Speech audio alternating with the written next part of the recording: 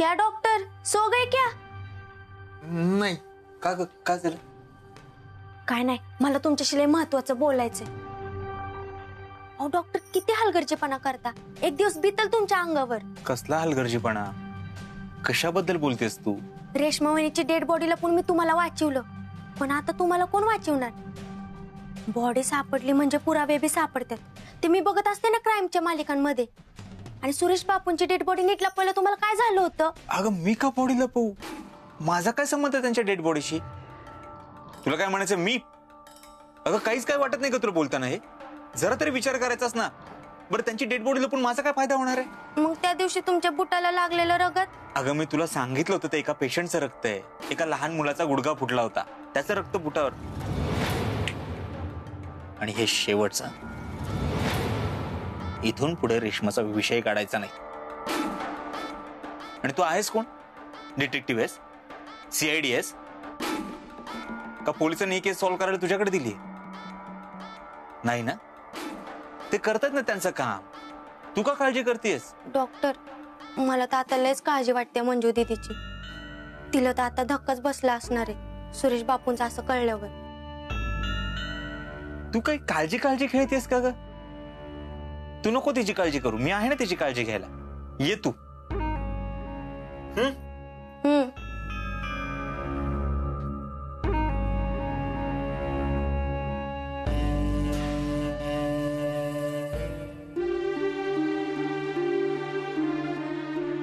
ही रात्र खूप भकास आणि उदास वाटते. माणसांच्या आजूबाजूला जे काही घडतं त्याचं सावट वातावरणावरही जाणवत राहतं. आपांना जमीन विकायची नव्हती. काय म्हणलीस? मला म्हणायचं होतं की आपांची इच्छा नव्हती जमीन विकायची. मग का विकतेस? तू जेव्हा जमिनीचा विषय काढला होतास ना, तेव्हाच मी तुला म्हणलं होतं की नको विकूस. पण तुलाच माझं ऑपरेशन करायचंय. मग दुसरं मी काय करू तुम्हीच सांगा. तुमच्या ऑपरेशनसाठी एवढा पैसा कुठून आणू मी? आपांना माहितीये मी अडचणीत आहे म्हणून जमीन विकते. आपल्या जागेच्या बाबतीत हे असं घडायला नको होतं. एक मिनिट, तुला काय म्हणायचंय? कशाचा संबंध कुठे जोडतीयस तू? आपल्या जमिनीचा व्यवहार 2 वेळा मोडला आणि तिसऱ्यांदा हे मंजू, काही विचार मनात आणू नको आता. विचार करू नको तर काय करू तुम्हीच सांगा. मला अजूनही वाटतंय सुरेश बापूंचा खून होण्यामागचं कारण आपल्या जमिनीचा व्यवहार हेच आहे. अगं बाकीच्यांचा सोड, तू तरी शिकली सवरलेली आहेस ना. असा कसा विचार करू शकतेस? असं काहीही नसतं. असं असेल ना तर चांगलंच आहे. पण मंजू, फार नको विचार करू आता.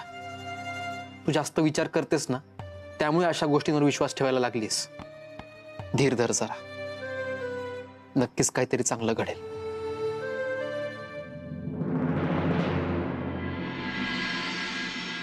सुरेश बापूंचं लय वाईट झालं लगा.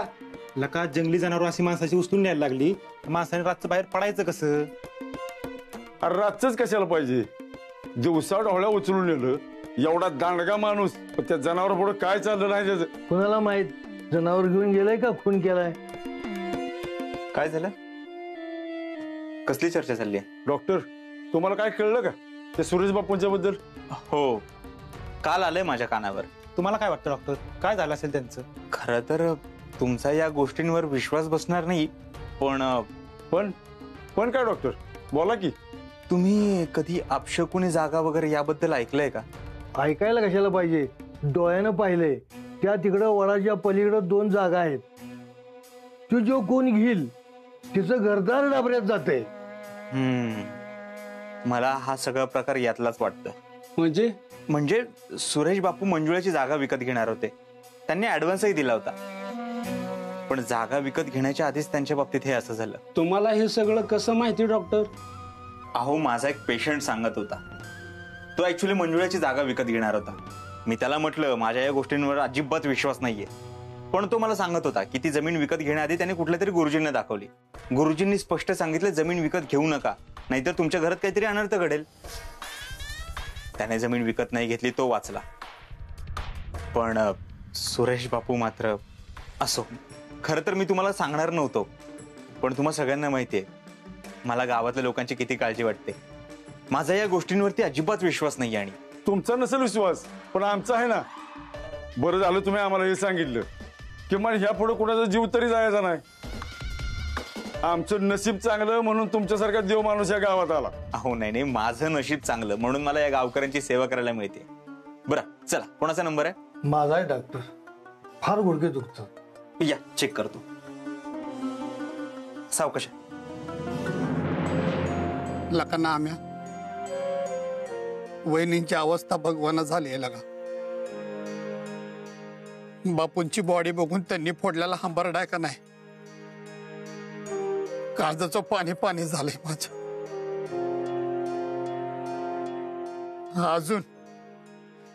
अजून सुरेश बापूंची बॉडी माझ्या डोळ्यासमोर न जायना झाली. काय अवस्था झाली होती बॉडीची, लय वाईट वाटते. अरे वाटणारच ना, अख्खा जिवंत माणूस गेलाय. मला ना या गावात काय चाललंय ना हे कळना झालंय. आधी रेश्मा वहिनी पळून गेली, विजय भाऊंची अवस्था वाईट झाली, गापरनानं आत्महत्या केली. अरे पण अपर्णा पोरगी किती हुशार होती रे. मला वाटलेलं त्याच्या बापाच्या माघारी ती बापाचं नाव मोठं करेल. हो, पण तिने काय केलं? आत्महत्या. ती एवढ्या तेवढ्यावरून आत्महत्या करेल असं वाटलं नव्हतं कधी. असलं पाऊल उचलेल असं कधीच वाटलं नव्हतं. या धक्क्यातून बाहेर येत नाही तर सुरेश बापूंचं असं झालं. गावातली लोक म्हणत होती तेव्हा जनावरांना ओढून नेलं. असं कसं नेलं? म्हणजे एवढा रांगडा गडी घेऊन गेला आणि कुणाला काही कळलं बी नाही. माझ्या मनाला नाही पटत बजा. मला ना काहीतरी गडबड वाटते. आपल्या गावाला काहीतरी झालंय बजा. नाम्या, आपल्या गावाला काय झालंय का नाही हे सगळं त्या मारुती रायालाच माहित बघ. हे सगळं करणारा एखादा माणूस असता का नाही, त्याचा खटकाच मिटवला असता मी एका बुकीतच. पण माझ्या ताकदीच्या बाहेरच आहे रे हे सगळं. गावाला तर ह्या सगळ्यात देवच बाहेर काढेल बघ. हे मारुती राया, अरे काय मांडून ठेवलेस हे सगळं. पेडा पेडा टोळ दे र, काढ गावाला बाहेर.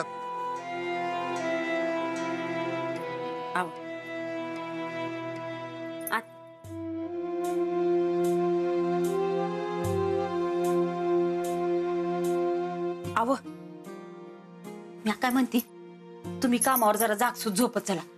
नाही गावात कसलं तर रानटी जनावर घुसलाय असा कालवा उठलाय. त्याला काय खातय वय कोण?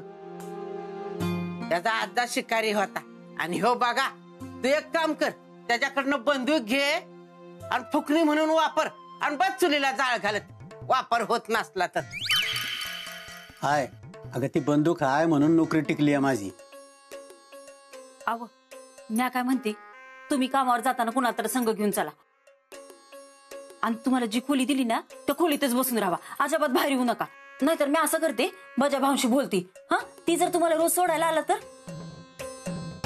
मला त्या जनावरचं लई भ्या वाटायला लागले. मंगल काहीतरी काय बोलती ग? हा, कशाचं जनावर आणि कशाचं काय? जनावर असतं तर दिसलं नसतं का? पण समध्या गावात तर चर्चा आहे की सुरेश बापूंना जनावरांना वडून दिलं म्हणून. कुणीतरी पुडी सोडली असेल बघ. भला मोठा माणूस होता तो. त्याची वाढत जाणारी इस्टेट पैसा कुणाला तरी बघावला नसेल. कुणीतरी कपटी मानाच्यानं त्यांचा काटा काढला असेल बघ.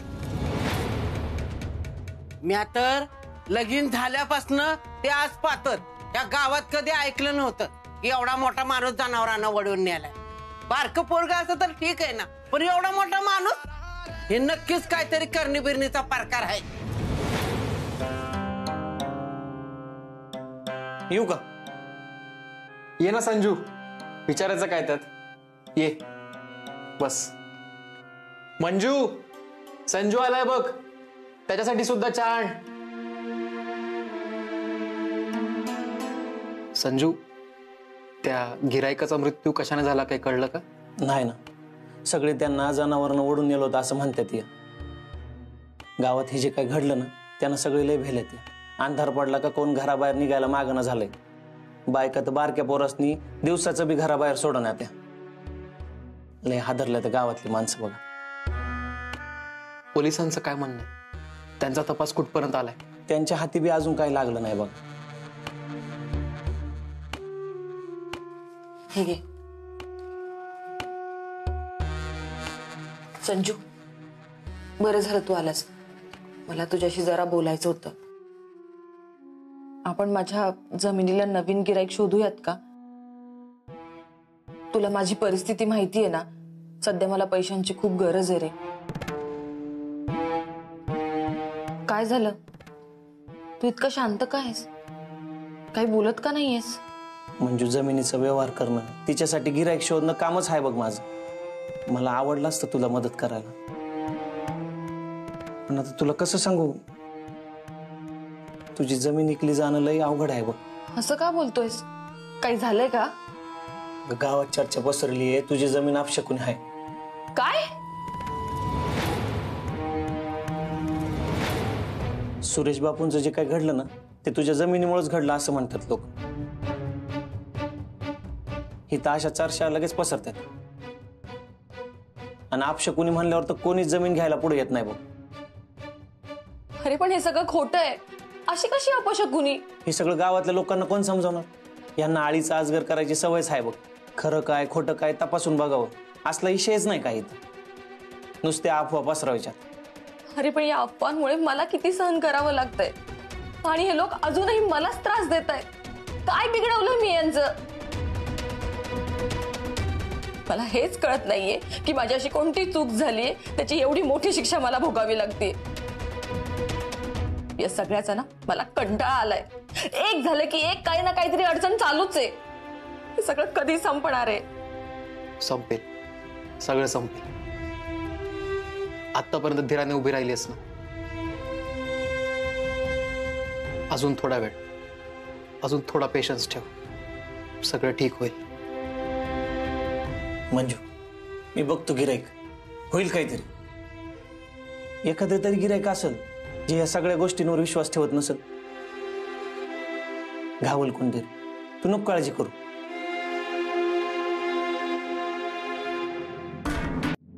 आपण सगळ्यांनी मिळून त्या डॉक्टरांचं काहीतरी केलं पाहिजे. पण आपण काय करायचं? आपल्यापेक्षा ती लय बुद्धी आहेत. मग काय झालं? त्यांचं वय जर 35 असेल ना, तर आपलं सगळ्यांचं वय मिळून का नाही त्यांच्यापेक्षा जास्तच असेल. मग सांगा, त्यांच्यात आणि आपल्यात मोठं कोण आहे? आपण. आणि मग पण जर आता त्यांना काही केलं नाही ना, तर मला कसं मोठं इंजेक्शन दिलं होतं तसं तुम्हाला बी देत्यात. म्हणून म्हणतोय त्यांचं काहीतरी केलं पाहिजे. पण आपण काय करायचं? करायचं काय? त्यांनी मला इंजेक्शन दिलं होतं ना, आपण त्यांच्या दवाखान्यातले सगळे इंजेक्शन पळवून नेऊ. आपण ती वाटून घ्यायची.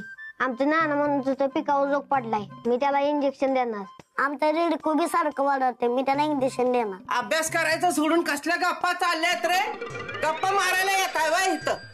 आई बापाचं काय पैशाचं झाड आहे वय? ती सरांना म्हणून इथं वाया घालवाय येत आहे? अगं आजी, आम्ही गप्पा नाही मारत. आम्ही मोठं होऊन काय बनणार आहे ना ते ठरवतो. या टोन्या, कधीपासून अक्कल आली रे एवढी तुला? आणि काय व्हायचं ठरवलंय तुम्ही? हो बघ, तो माणसांचा डॉक्टर बनणार आहे, तो झाडांचा डॉक्टर बनणार आहे, आणि हो जनावरांचा डॉक्टर बनणार आहे. मग त्यासाठी का नाही आम्ही आतापासूनच इंजेक्शन गोळा करतोय. वा वा, चांगलं आहे. पण त्या कंपाऊंडर सारखा डॉक्टर होऊ नका म्हणजे झालं. आणि टोन्या, तू काय होणार आहेस रे? मी कशाला काय बनू? आता ही सगळी डॉक्टर झाली का नाही, मग मी ह्यांना आपल्या वाड्यात का नाही जागा देणार, आणि नंतर ह्यांच्यापासून भाडं वसूल करणार. तुझी झाली तरकट तुझी. तुला घातला नेऊन डाबऱ्यात, बापाच्याच वळणावर गेलास की.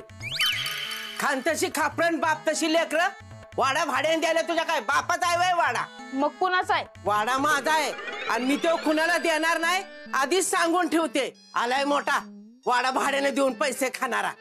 आज्यागत आणि बापागत तू बी इकून भाड्याने देऊनच खा, आणि कर घरदाराची राख रांगोळी. अहो आत्या, काय बी काय बोलताय?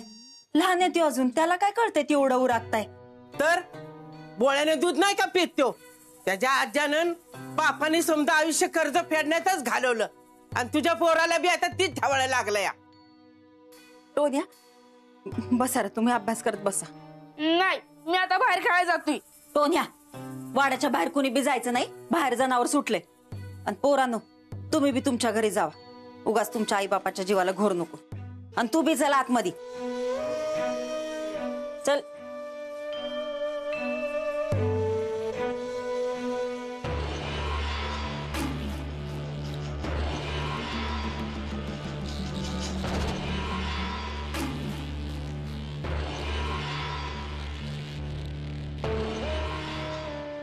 गावात सुरेश बापूच्या मृत्यूने चांगलीच दहशत पसरली, पण हे चांगलं नाहीये.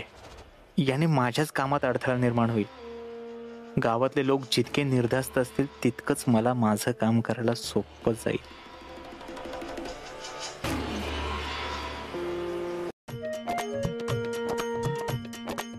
ह्या गावातल्या लोकांना काय अक्कलच नाहीये, काय बी बडबडतात. अगं काय झालं? अहो कशाचा बी कशाला संबंध लावतात. आता तुम्ही सांगा, सुरेश बापूंचा जाण्याचा मंजू दीदीच्या जमिनीशी काय संबंध आहे का? तू काय म्हणतेस मला काहीच कळत नाहीये. सुरेश बापूंनी मंजू दीदीच्या जमिनीशी व्यवहार केला ना, म्हणून त्यांचा जीव गेला. तिची जमीन अपशकुनी आहे असं काय बी बोलतात गावातली लोक.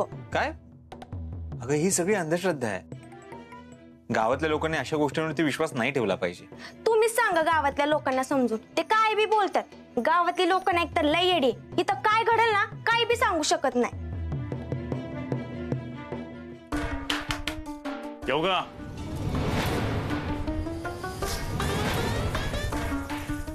मी या ना या.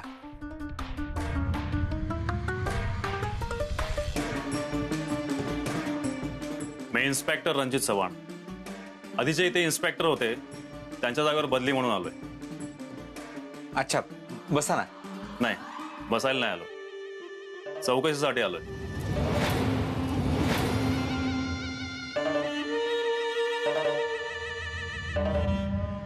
जंगलात ज्यांची बॉडी सापडली ते सुरेश पाटील यांना तुम्ही भेटला होतात असं तिथल्या कामगारांचं म्हणणं आहे. हो भेटलो होतो, पण माझ्या कामासाठी. काय काम होतं तुमचं त्यांच्याकडे? मी अजित, डॉक्टर अजित कुमार ते. या गावातले सगळे लोक मला देव माणूस म्हणतात. ऍक्च्युली मुंबईमध्ये मी तुमचा इंटरव्ह्यू घ्यायला नाही आलोय, चौकशीसाठी आलोय. सुरेश पाटील यांना तुम्ही कशासाठी भेटला होतात ते सांगा मला. तेच सांगतोय चव्हाण साहेब, तेच सांगतोय. ऍक्च्युली सुरेश बापूंच्या बघण्यात खूप साऱ्या जागा आल्या होत्या. मला एक जागा हवी होती. ऍक्च्युली गावातल्या गरीब लोकांसाठी मी त्यांची सेवा करता यावी म्हणून हॉस्पिटल बांधण्याचं विचारत होतो. त्या जागेसंबंधी त्यांच्याकडून काही मदत मिळते का हे बघण्यासाठी त्यांना एकदा दोनदा भेटलो होतो. मला 1-2 दिवसात ते जागाही दाखवणार होते. ठीक आहे, तुमच्यापर्यंत पोहोचण्यापूर्वी खूप चौकशी केली तुमची. गावात खूप चांगलं बोलतात तुमच्याबद्दल, पण आम्हाला आमची ड्युटी करावी लागते म्हणून चौकशीसाठी आलो. माफ करा डॉक्टर, आता आमची ड्युटीच अशी आहे की. अहो माफी कसली मागताय? तुमचं कामच आहे ते.